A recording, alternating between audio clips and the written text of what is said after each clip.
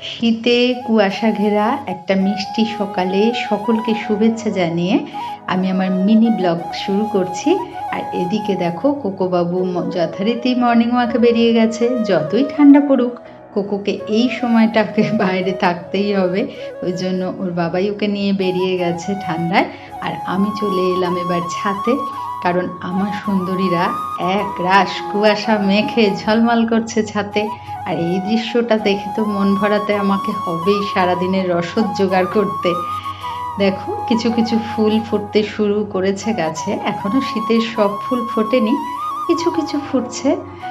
আর এদিকে আমি সবেদা গাছটাকে একটু ক্লিন করে নিচ্ছি। আসলে একবারে তো সব গাছকে সময় পাই না, যেটুকু যেটুকু সময় পাই এসে পরিষ্কার করি।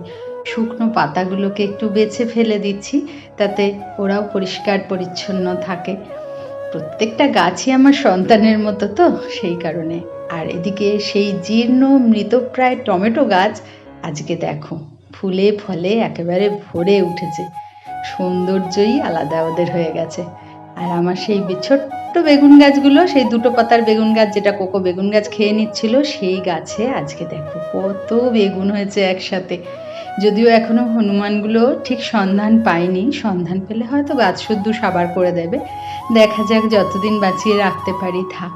যারা নিজের হাতে গাছ লাগায় তারা জানে সব গাছের মূল্যই না প্রত্যেকটা সন্তানের মতো। আর আমার আপেল দেখো, না না না না, আপেল নয়, আপেল কুল। তো এরা দেখো কি সুন্দর রূপবতী হয়ে উঠেছে। হনুমানে না গানে গাছের অনেকটাই ফল নষ্ট করে দিয়েছিল। যে কজন আছে তাদের একটু বড় হওয়ার সুযোগ করে দিচ্ছি। কয়েকটা ফলকে একটু লুকিয়ে টুকিয়ে রাখছি, দেখি কতটা বড় হয় দেখার জন্য। ঠিক আছে, আজকের মিনি ব্লগ এটুকুই। ভালো থাকো।